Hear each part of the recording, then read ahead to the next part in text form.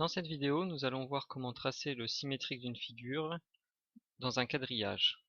On peut utiliser cette méthode que dans deux cas. Le premier, c'est si l'axe de symétrie est vertical. Alors le symétrique de point A doit se trouver de l'autre côté de l'axe, doit être de part et d'autre de l'axe, et ils doivent être à la même distance. Ici, on compte 3 carreaux en horizontal, donc le symétrique doit se trouver à 3 carreaux de l'autre côté, c'est-à-dire ici. À présent pour le point B. Le point B se trouve à 2 carreaux de l'axe, donc le point B' qui sera son symétrique se trouve à 2 carreaux de l'autre côté. Enfin pour le point C. Il se trouve à 4, 5, 6 carreaux de notre axe en horizontal, donc on doit compter 6 carreaux, de même de l'autre côté.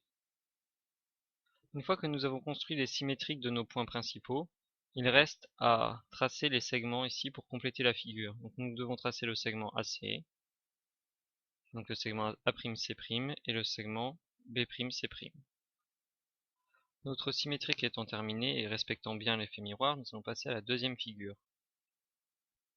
Cette fois-ci, l'axe de symétrie est horizontal, c'est-à-dire que quand on va devoir plier, la figure va se trouver en dessous. Donc un point et son symétrique, il faudra cette fois-ci non plus compter les carreaux en horizontal mais en vertical, pour qu'elles soient à la même distance de l'axe de symétrie. Donc pour commencer, pour tracer un cercle, il faut toujours connaître son centre et son rayon. Donc déjà le centre de ce cercle-ci se trouve ici. Du coup pour tracer le symétrique du centre, nous allons compter les carreaux. 1, 2, 3. De l'autre côté de l'axe, le centre du symétrique se trouvera à 3 carreaux aussi. Maintenant que nous avons le centre, on sait qu'on va devoir planter le compas ici.